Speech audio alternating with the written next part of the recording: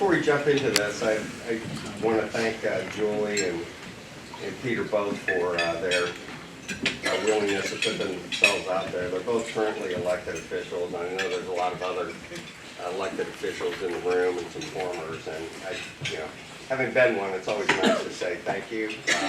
It's not always an easy job, but it's an important one, and we've got to have people step up and lead. So I just want to say I appreciate your willingness to do that.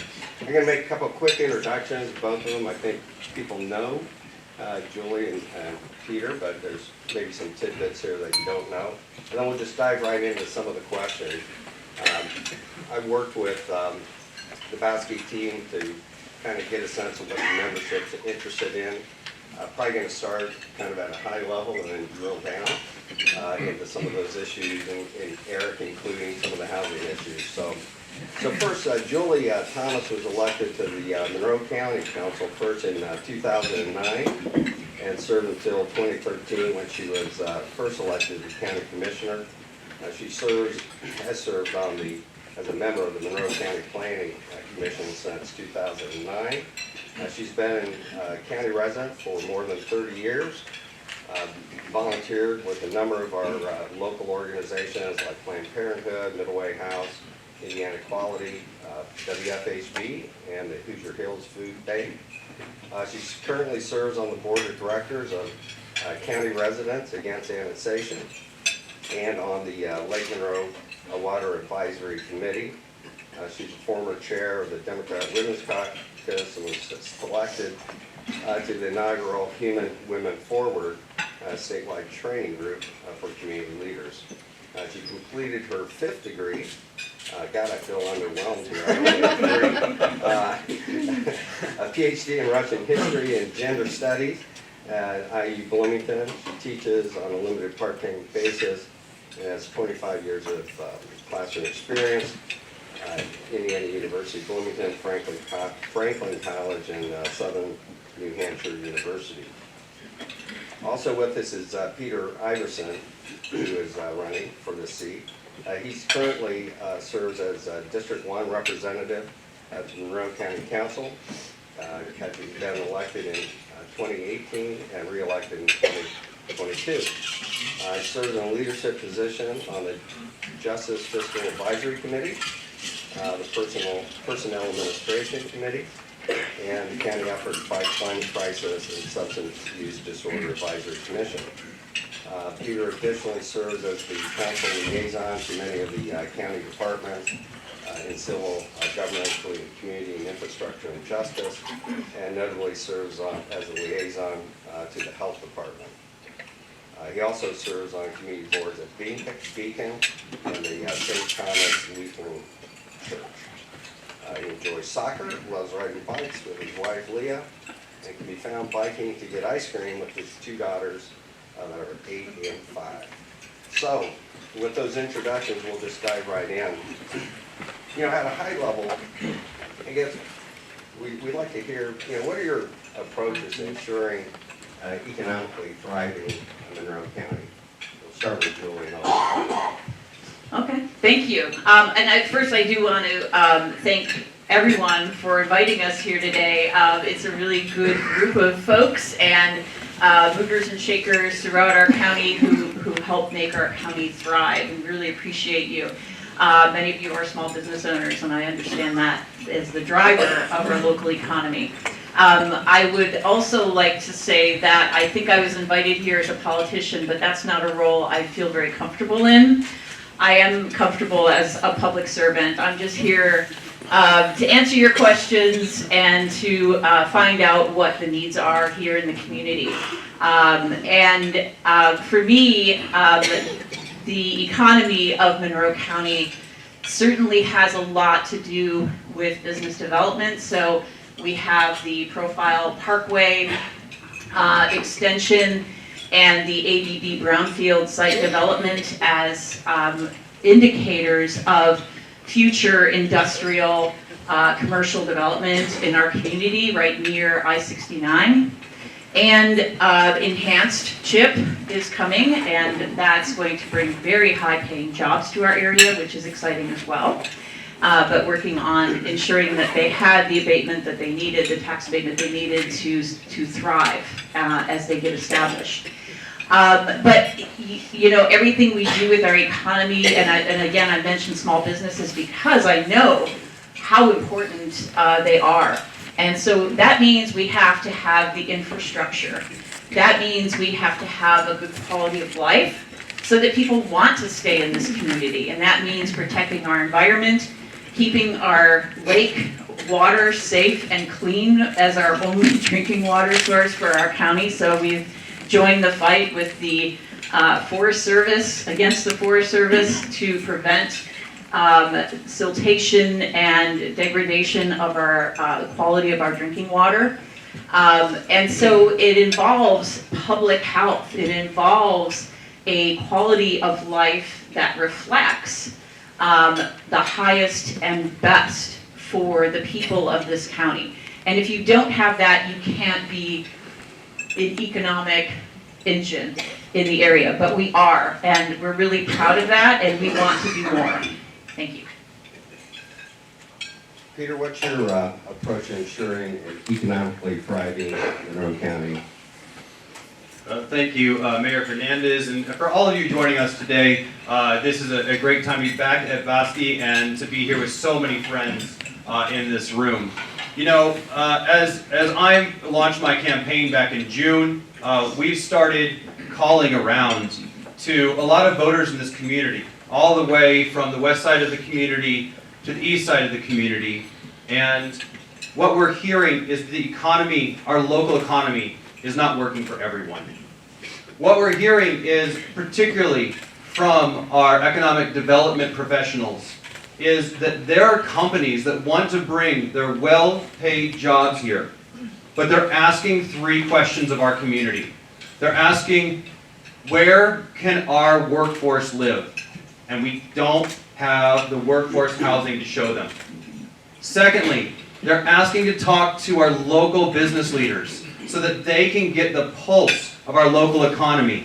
And this is at the same time that one of our major employers is building homes on the other side of the county line due to unforced errors by current county leadership.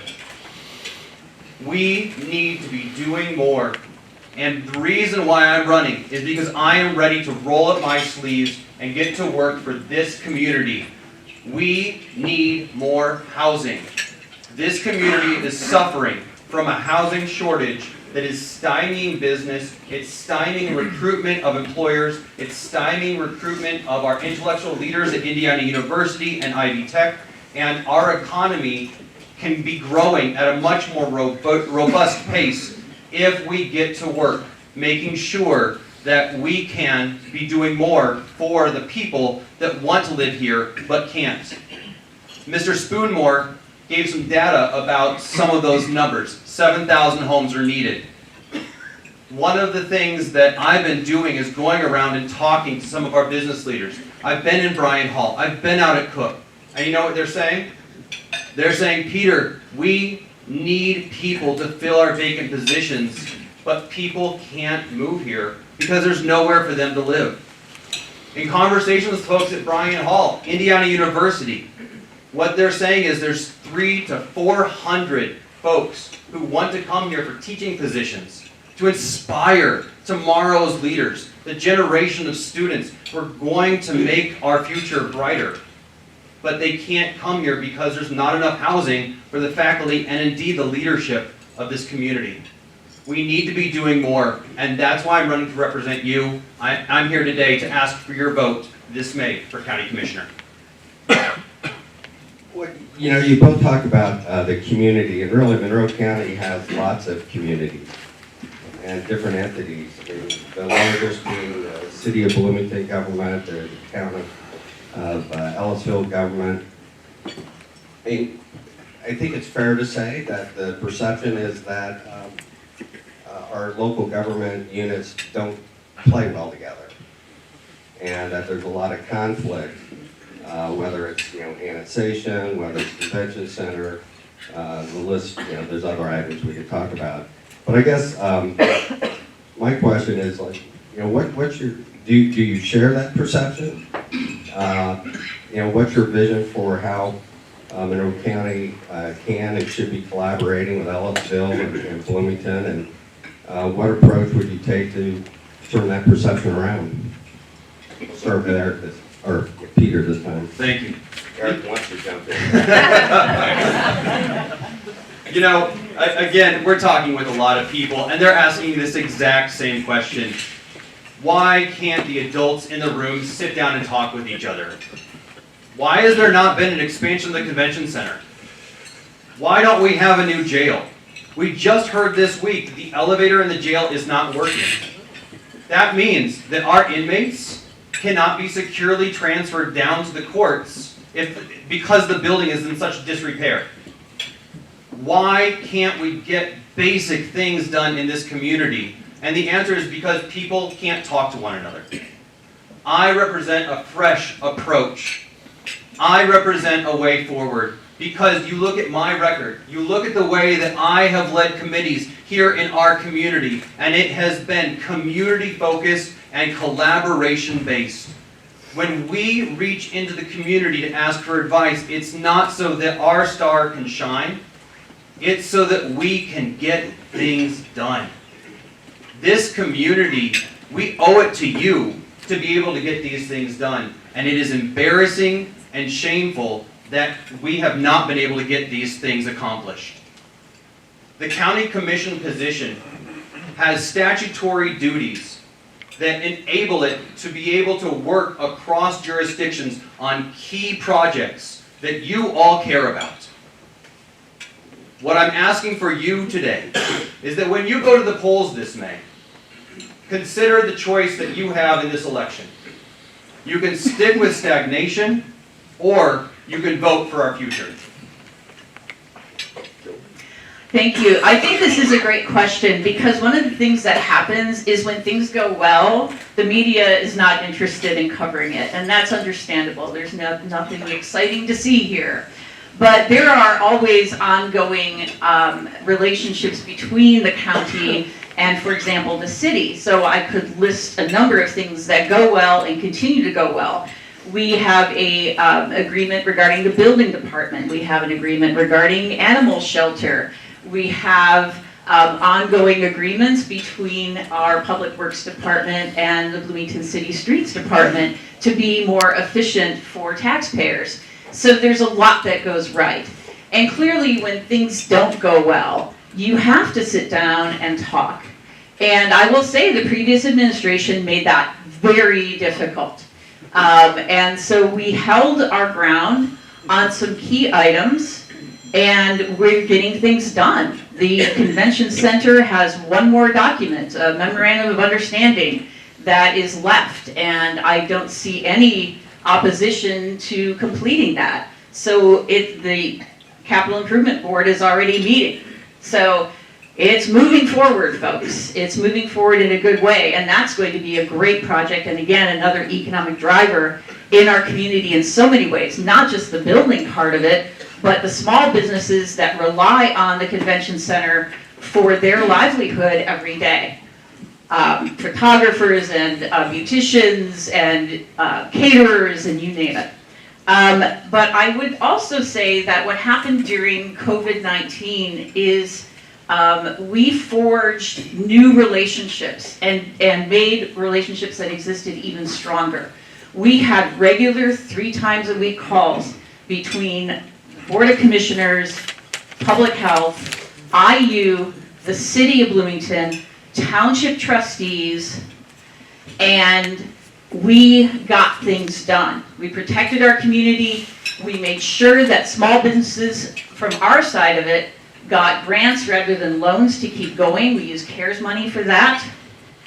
We kept Monroe County going, and we're super proud of that. And those relationships are there, and they're going to only get better over time. And that crisis made us better in a lot of ways, as scary as it was. But we are currently working with Ellisville regarding auxiliary bus service to serve the residents of Ellisville and Monroe County with a rural transit sort of shadow service. We've already completed that first step and got things rolling. We now have partial funding from Ellisville. We're working on keeping that going. These are folks who are low income, who cannot get to work, cannot get to the grocery store, cannot get to doctor's appointments. They need this service, and we made sure that there is a seamless transition. They call the same number, they get the same drivers, they get door-to-door service. And we talk to township trustees and we hear from them about people in need. And we developed, with ARPA funding, a rural housing repair program. And that program is something I'm really proud of. I took the lead on it, but innovation requires collaboration, and that's what it's all about. And the trustees are telling us how much they appreciate this. That keeps our current housing stock in use and habitable, and it keeps people in their homes. Vital, vital program. And the same thing with our septic program, which we're going to be moving forward on shortly with an RFP. So these relationships, working with the city, working with Ellisville, working with our township trustees happens every day. And they are relationships that we cultivate and we care for and we maintain them, and they've served our community incredibly well. I guess, you know, the joint agreements that the city and the county have on various service areas are important, and I think they're valued. But it just strikes me that there's a major disconnect on kind of the big picture, and that kind of clouds things over. I mean, you mentioned Julie, the animal shelter, building permits, all that. We used to have an agreement for areas intended for annexation, where the city and county work together on the vision for how we would, you know, encourage kind of urban densities and expand the city. And now we're in a lawsuit over annexation. So I mean, should the city ever be able to annex? I think that's a great question, and I think that's one that needs further exploration. It was former Mayor Cruzan who had ended the AFA agreement, Areas Intended for Annexation Agreement. And what happened with this most recent annexation approach, which was significant, adding more than 50% to the size of the city. It is a large area, and the cost is prohibitive because taxpayers have to pay that cost. And what I heard from city residents and county residents over and over again is, we cannot afford this. We're going to be put out of our homes.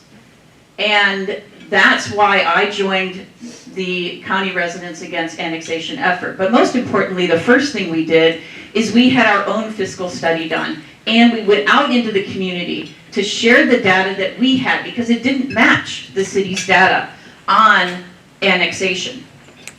So I think annexation can happen, but I think it has to happen in a very different way.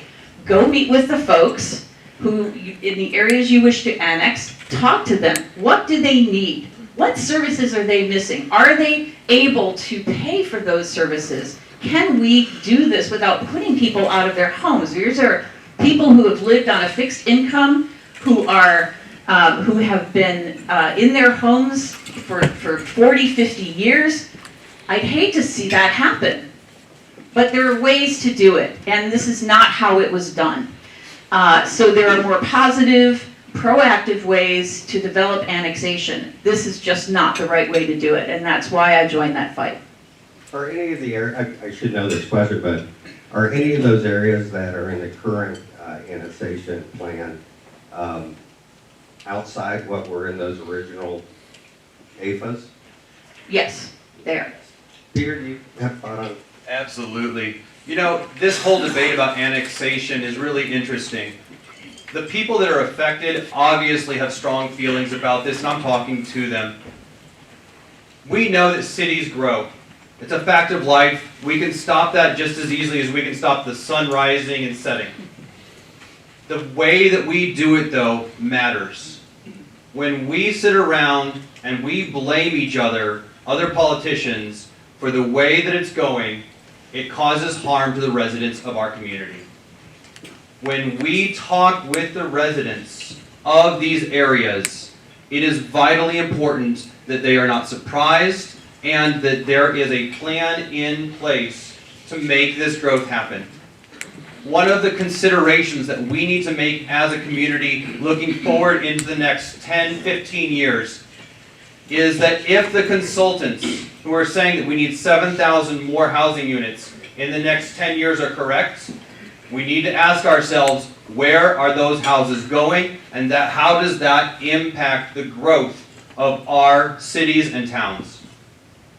We will continue to be talking about this issue long after the two of us are gone. We are missing an opportunity to talk with residents about the amenities and necessary services that the public government can offer them.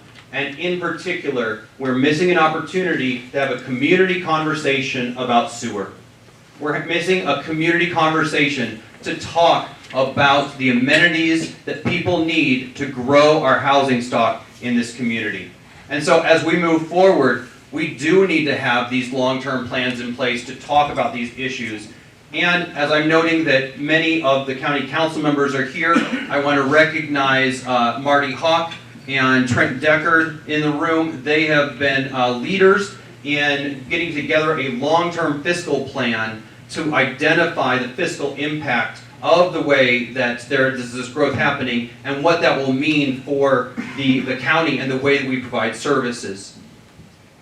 We need to continue to think about this, but we can't think about this in terms of the past. The battles that we fought in the past are long gone. We need to be thinking about the future, and our focus has to be on the people affected. Well, speaking of the future, I mean, one of the big action items is the county development ordinance. And I don't know what's changed or hasn't changed since a lot of the public announcements were out there, but if I understood it right, I mean, it includes essentially the downzoning of like 9,000 acres. It reduces the housing density by about 41%. So how do we square that with this desire to be able to have more housing? Where's it going to go? But that's a great question. It's being asked by people all over this community. If we need 7,000 more houses, if we've got Indiana University saying we have hundreds... I'm sorry, Peter, let me interrupt you for a second. I mean, I'd like to hear from both of you. Do you believe we need more housing? If not, why not? If so, where should it go? Sure. 100% we need more housing. We are in a housing crisis. Our stock of housing is not sufficient for this community. Full stop. Do you want me to elaborate, or do you want me to? Julie, right. What's your view on that, Julie? Yes, indeed, we need more housing. And I would like to take this moment to bust a myth, if I might. We are not losing 9,000 acres of land to downzoning. What happened was the residential lots were divided between what was called residential and rural. Rural is still residential.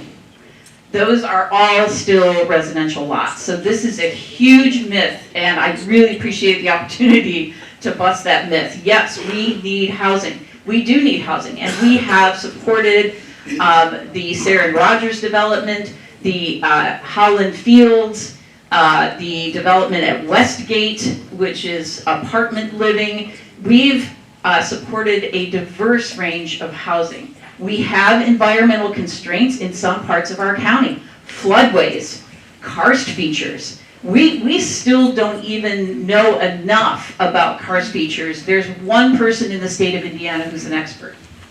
And we need to understand it better, because you don't want to be building a road, a house, a driveway, anything on a karst feature. So that is a significant thing. So stormwater, our infrastructure, yeah, great, put a housing development in, but guess what? We can't widen that road. How are people going to get around? We have to put all of those pieces together, and we do that every single day to make sure that the housing that is installed is lasting, quality housing. We need a diversity of housing options. I would love to see something come about that is very creative. Let's say you have, and we do actually have this example, a 20-acre parcel, and 10 acres of it is wooded, historic old forest, old growth forest trees.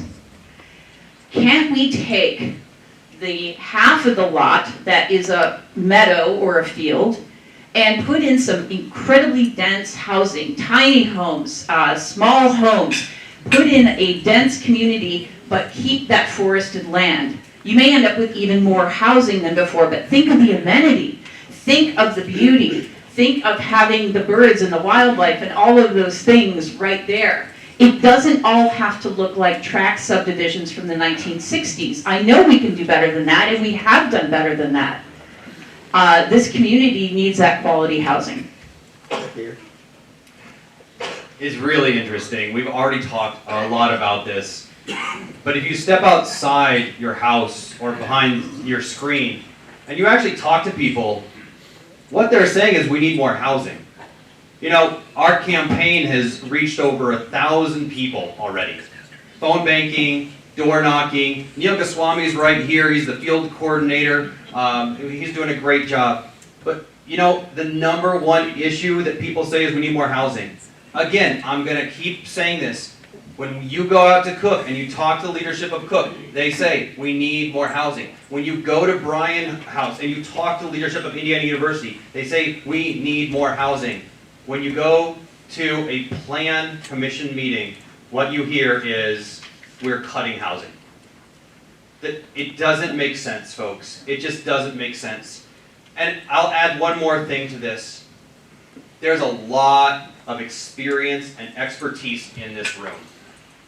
It is not the role of the county commissioners to tell you how to build or what to build. It is the role of our local government to give the people of this community access to a home.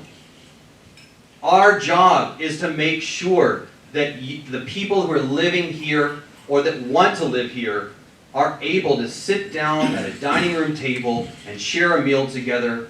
They're able to have the security of having a home to lock up their belongings and enjoy life in this community. Or even, you know, Leah and my wife's right here, Leah, we've got 2 young kids.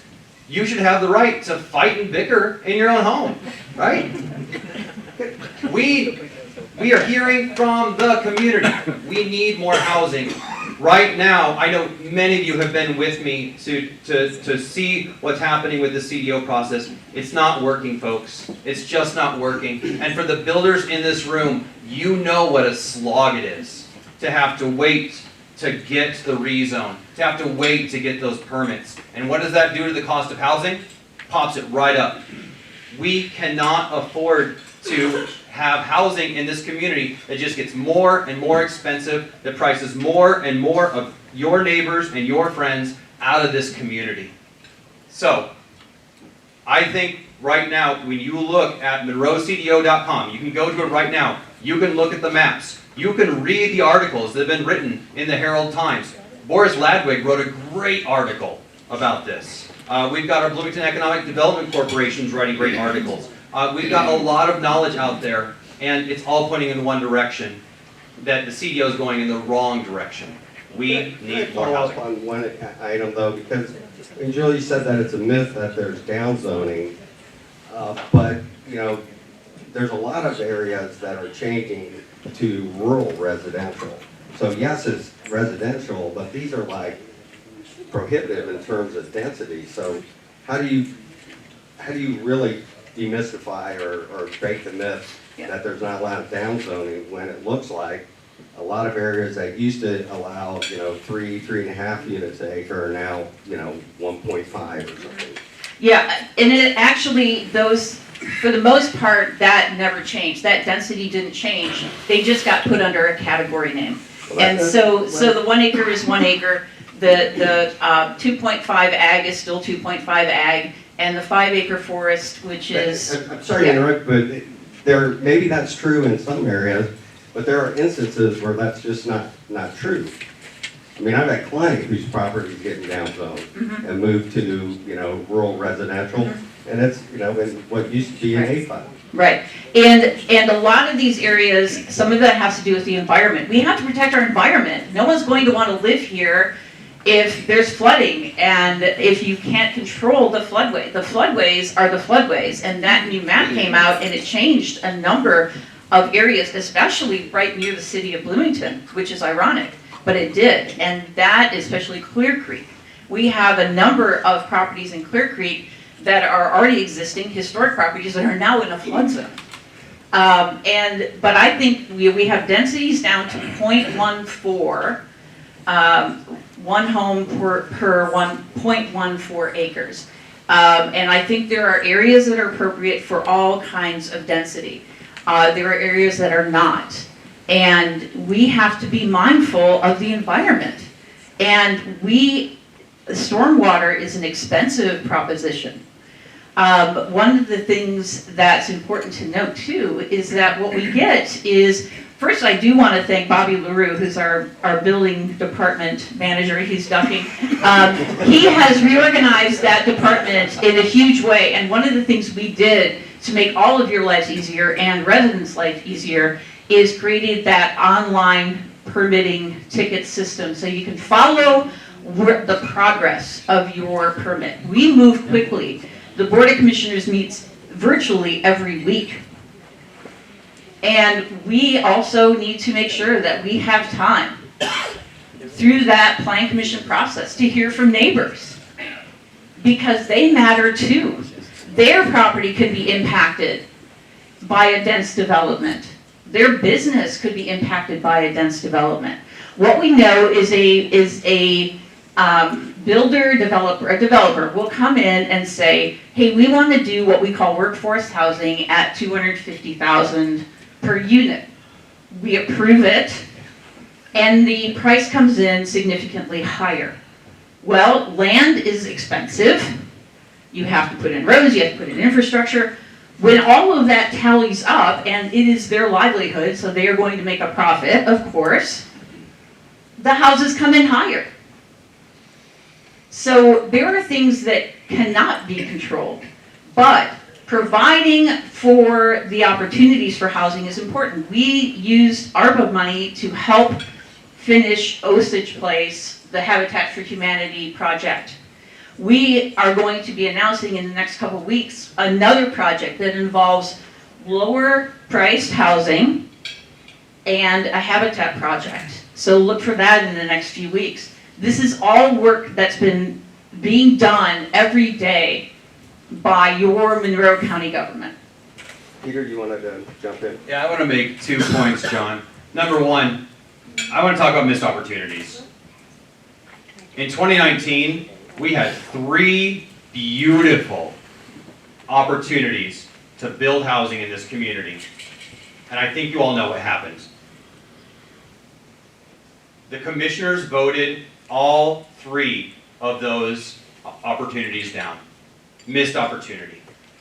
Here we are in 2024, and we've got a CDO plan that is telling you, hey, that we have housing. Yeah, come to Monroe County, we've got housing, but, and this is an important point that John just made, you have to be on a really large lot size. You want to spend your weekend mowing? Awesome. You want to spend a lot of money on a mortgage, on a down payment for that mortgage? That's great. But you know what? That's not what we're hearing from folks. Folks want to have a home that fits their lifestyle, and not everyone wants to live out in the county on 4 acres. Folks, just that's too prescriptive for people. You don't want the government telling you, hey, you can live here, but here are the conditions. You got to live on a large lot. You got to live in a big house, and you've got to put, X% of your dearly earned income, to this house. We have about 800 employees in county government. There's a significant number of those folks who either cannot afford a home in this community or live in a different community. It's time we start listening to the people of this community and offer housing that matches the needs of this community instead of the whims of those who think they know best. So, I appreciate it almost feels like chicken and egg in terms of infrastructure first, then housing, that's more dense. So is there a plan? Does the county have an infrastructure investment plan that says we're going to build X in year Y and that's going to open up higher density? I mean, is there a plan like that? Yes, I would say there is, and that is the transportation plan, and that has been in the books for quite some time, and it's updated regularly. But I do want to say that as much as we'd like to maybe want to put, 4 houses on an acre of land out in the middle of the county, that might be considered sprawl. But the biggest problem is you can't do that because you have to have a certain amount of land for septic. And if there is a development that goes in, you can do a package plan. You don't necessarily have to rely on the city or the town of Ellettsville's Richland wastewater departments. So there are ways to do it. But we want to keep the densest population closest to the city, which makes the most sense, because there is the ability to expand the infrastructure and to provide the infrastructure. And that's something that we can make sure happens. It's much harder to do in the far reaches of the county. Land may be a bit cheaper, but then now we've got to send county plows and sheriff's deputies out into the far reaches of the community, where it would be better to serve folks in more densely populated areas closer to the city. So yes, there are always plans, and when we get a proposal for a large development, we look at, can we expand this road? Great, yes, we can. Okay, let's talk about how we're going to do that and when. And we put all of those pieces together as the development progresses. Hey, Can I follow up just real quick on that? sure. Just be quick. There is a plan. It's called the Comprehensive Plan for Monroe County, and it has been updated in 15 years. There's a plan. It's called the CDO, and it's regressive. It's cutting residential housing. When people show you who they are, you need to trust them and believe them. We need more housing in this community, and I encourage you, to look at the plans being talked about today, because it really shows you what little planning has gone into place. Wait, We may come back to that, but I do want to make sure we cover a couple of other big issues. Earlier in the conversation, there's a reference to the jail. I guess when we talk, it seems like the clock is ticking. You got kind of this whole judicial enforcement sword hanging over the county. What's your criteria in terms of where the jail ought to go, and when is that decision going to get made? We'll start with Julie. It is a huge question, because once again, you have people who are sadly incarcerated, and a lot of this has to do with mental health and substance use disorder issues. We need a much better plan for our community to address that as well. But what we have is a situation where the first step is obviously finding a site. Now, right now, as we're talking, our DLZ consultants are working with the Sheriff's Department on the issue of programs, what goes into the jail. This is pre-designed work that has to happen. That's already going on, so it's not like we're sitting twiddling our thumbs, waiting to see what will happen. The big thing most folks are interested in is where, right? And that's a huge question. We have a site at property that we own at the Thompson, former RCA area, within the city of Bloomington. There are some significant issues with that land that we were not aware of, and we became aware of it through serious research and homework. And what we've found is that it will be costly, and it may also delay construction of a facility. And we're talking about co-locating, building courts and a jail facility at the same time. Right now, at this moment, I can say that and I can't say where, but I can say right now that the Sheriff's Department and the Board of Commissioners have an agreement and agree on what we think is the best location for a facility. And what we're waiting for is to get a sense from our county council, which is meeting about this issue, to determine can we get the funding to build the co-located facilities? And are you okay with this site? So we're closer than most people might think. Paula, what kind of issues are you referring to at the Thompson site? There are issues relating to the electrical service. Duke has a high power line that would have to be moved, and there's also tons of dirt that have to be moved. So when you all are talking about the location, what criteria are you using to determine the best site? We look at, obviously, the location in terms of its, as close as it can be to the city of Bloomington, because that's where most things are going on and most things are happening, and 93% of all violent crime happens inside the city. So we're looking at that, but we're also looking at a place where we're looking at a facility where when we have these pre-built cells, what you can do is you build sort of a box and the cells go inside of it. And if you have enough space, we need space for programming inside the jail to reduce recidivism. We don't want to keep warehousing people. That's not our job, and that we can do so much better than that. We need these people out in the workforce and at home with their families. We don't want to warehouse them. So programming space is important. Space to do a remodeling or to expand, if that unfortunately might be necessary in the future. To have the courts co-located. This is important to our sheriff for safety issues. It is not true. We have looked at so many facilities across multiple states, made the road trips, and walked miles and miles to look at these facilities and talk about programming and talk about the space that's needed and how the community works with the facility and with the sheriff's department and the criminal justice system at large. We talked to the prosecutors and the judges and everyone. This is a community stakeholder, community resident, elected official collaboration that has to happen. Not one of us can act alone. By state statute and constitution, not one of us can act alone. But nobody wants to do this alone.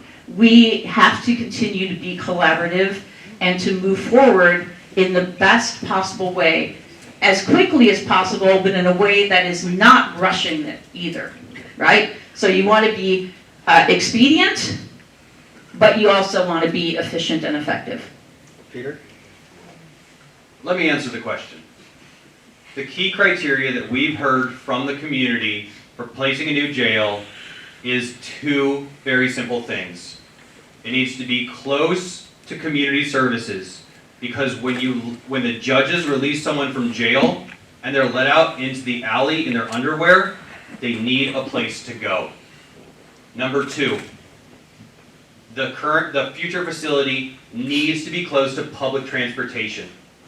We cannot let people out of jail in a field somewhere. That's not the right thing to do. Those are the two criteria we've heard from the community. That's what we're looking at. Where can we put this facility so it's close to services so that we can work with people, and how can it be close to public transportation? I will add that the focus of this new facility should be on the people that are coming into contact with our justice system. I'm going to tell you a quick story. I'm going to call this guy, his name is Tom, for the purpose of this story. Tom struggles with substance use disorder. Tom has been in and out of our jail. But on the last time, he found sobriety inside the jail, and he used that sobriety to go and work for one of the nonprofits in our town, to go back into the jail to work with other inmates to improve their lives. That is the future of justice in our community. We are hearing from so many people that we do not want crime and punishment. We do not want to have high towers filled with machine guns and barbed wire and all this stuff. What we want is, we want a facility that keeps the public safe, but also works with these people who are sometimes struggling with really serious issues and working to get the help that they need. Maybe it's the person with substance use disorder, maybe it's this person with alcoholism, maybe it's a person with a mental health disorder, and we just don't have the facilities to treat them.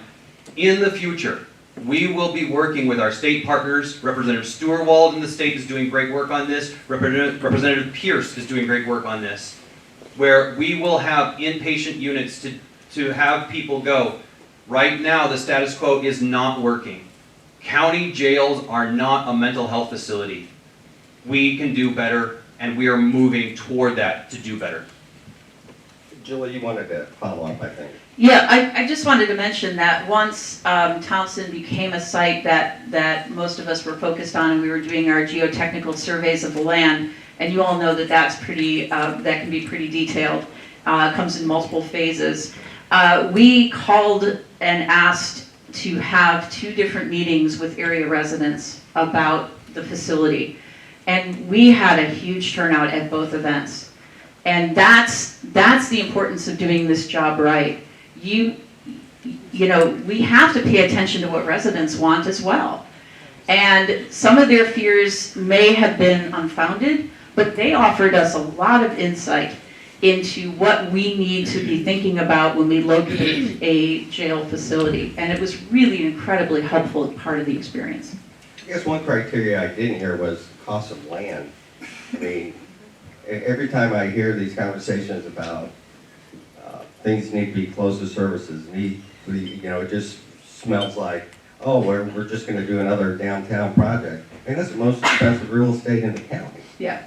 And some of this has to do with, while it would be ideal to say, yes, it has to be on a current bus line, I think we're going to be seeing changes in transit, and I'm part of a group that's working on that right now.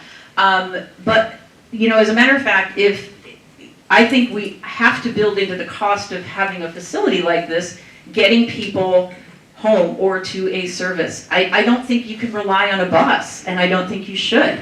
No matter where it's at. But clearly, the cost to develop land is one thing if it's expensive to move dirt and to move power lines. But then the question is, yes, how much does land cost? That's absolutely part of it, because that is going into the total cost of the project. And we'd hate to lose the ability to have the space for programming, for example, because we pay too much for land. Here.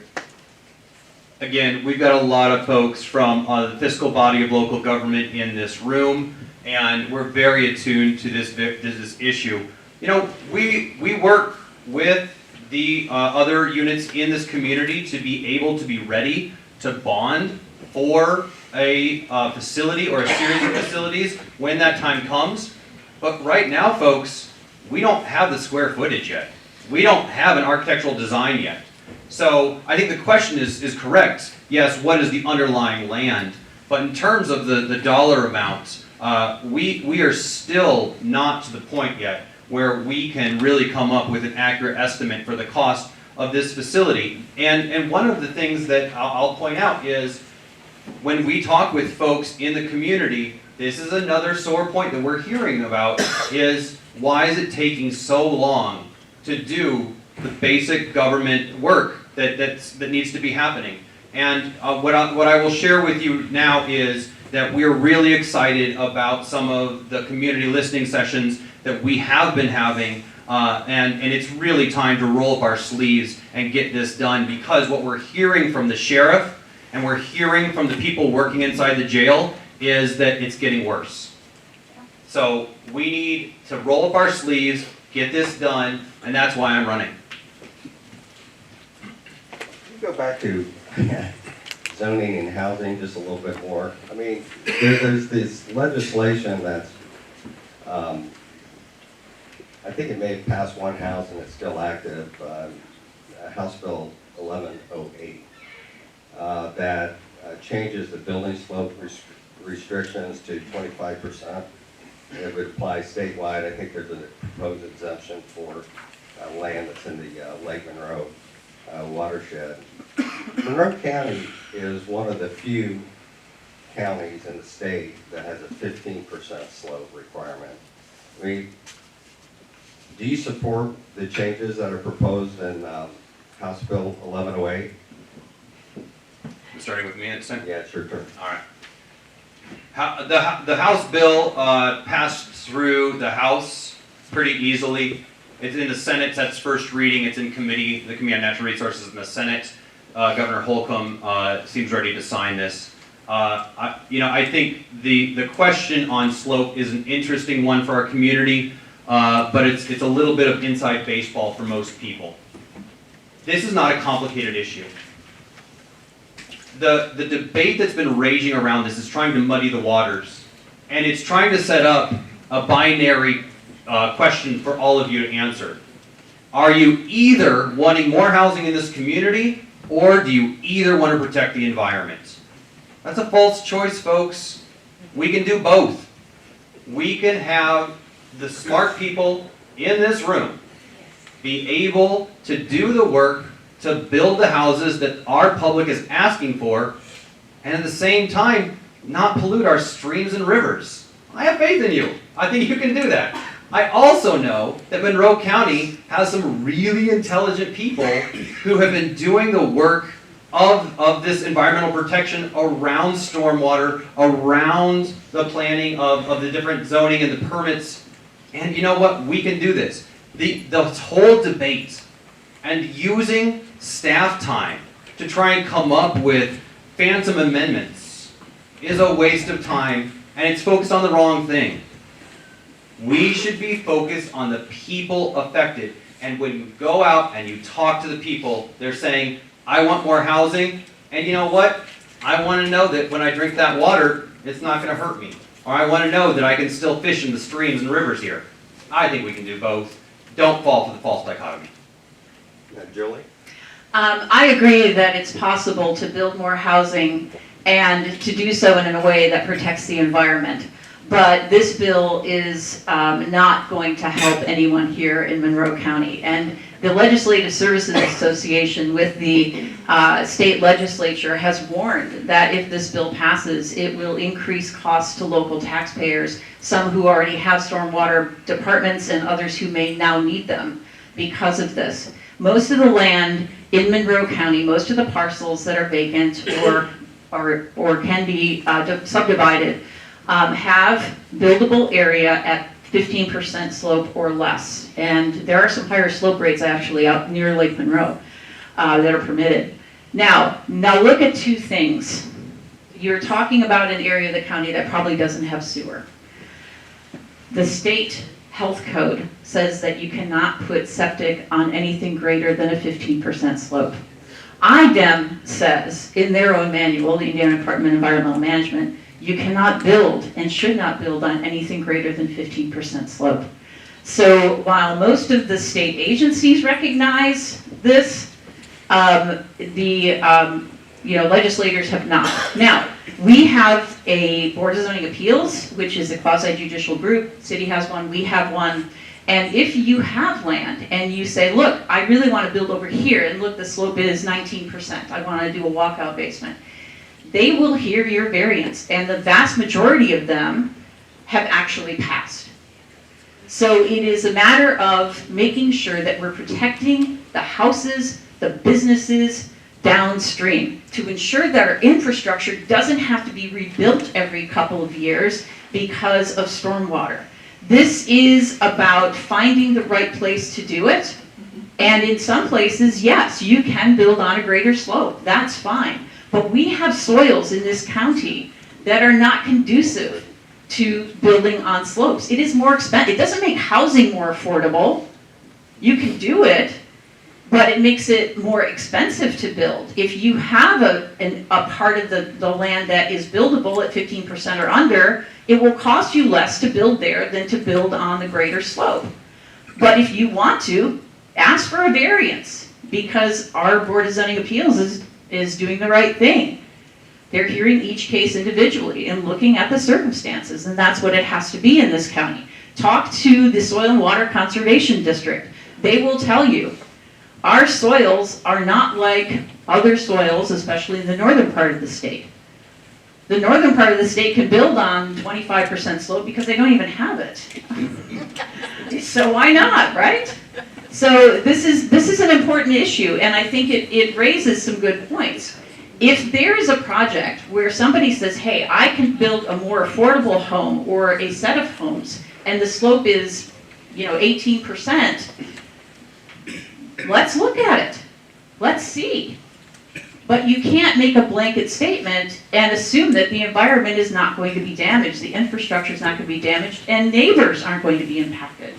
Nobody wants this done by the neighbor next door or down the street without due thought and diligence.